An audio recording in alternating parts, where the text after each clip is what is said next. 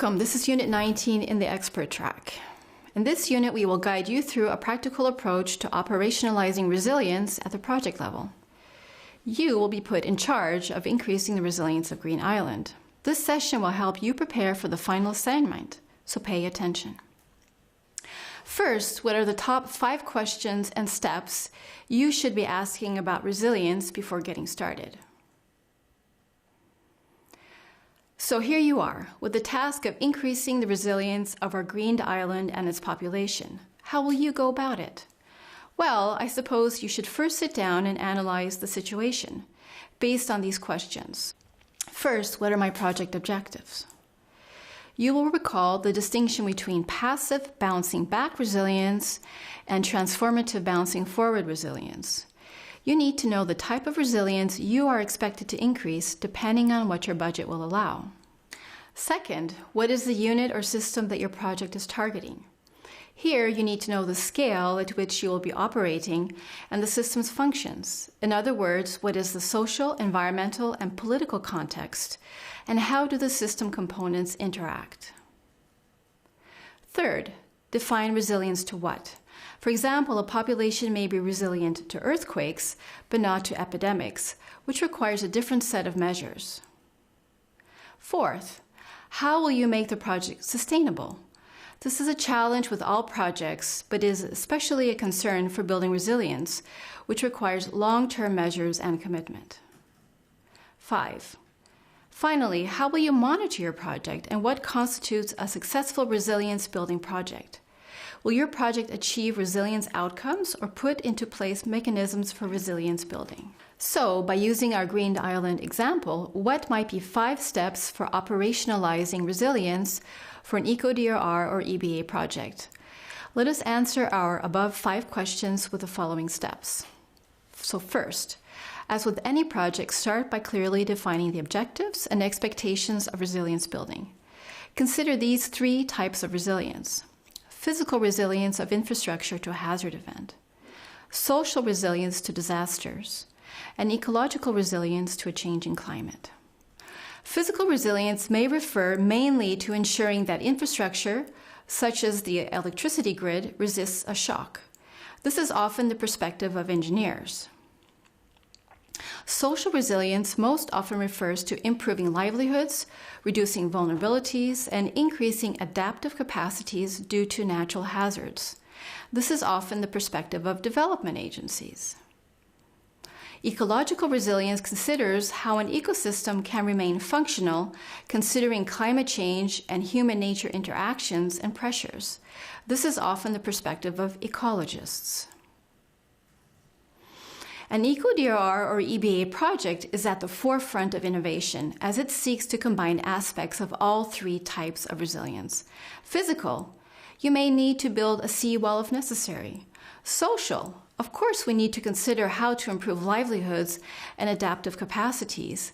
And ecological, as most societies are dependent on natural resources for their protection, well-being, and livelihoods.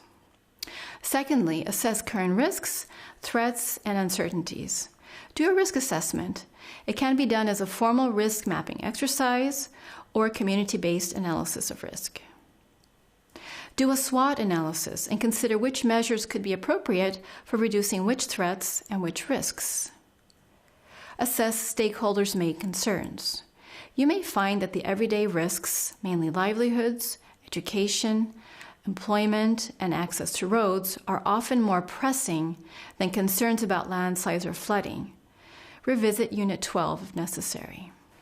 Third step, define your system, its boundaries and dynamic linkages between the system's main factors and external forces.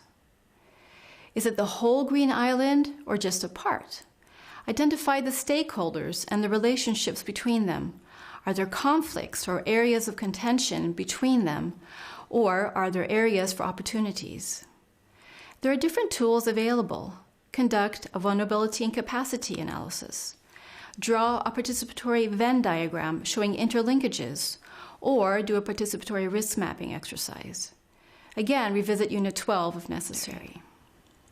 Build sustainability in your project. This is where you need to decide which measures you will undertake and how you will involve stakeholders in carrying through proposed measures, even after your project has ended. If your aim is transformative resilience through Eco-DRR and EBA, consider investing in measures that will both address livelihoods needs and reduce disaster risks. One example could be involving stakeholders in establishing a watershed management council so that upstream and downstream users are connected, or planting fruit trees alongside vegetation with deep roots for erosion control, and including a local school in monitoring and maintaining the vegetation. And finally, 5, work with stakeholders to define your indicators of success. Consider that you may draw upon both outcome and process indicators, as well as physical, socioeconomic, and environmental indicators. We encourage you to read more about indicators in the background readings. Be aware that resilience is not always a term that is easy to convey or translate into local languages, and that different stakeholders may even have different contradictory visions addressing different types of resilience.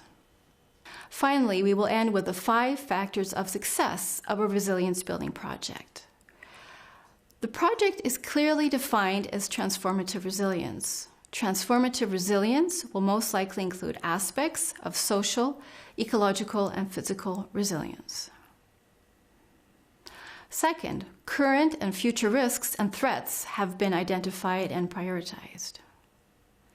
Third, the project boundaries and stakeholders are clearly defined.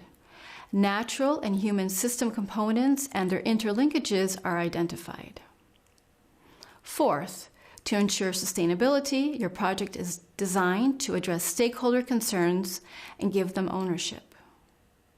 5, and last, interventions are chosen that address ecological, social, and physical resilience, and would naturally include the concept of Eco-DRR and EBA.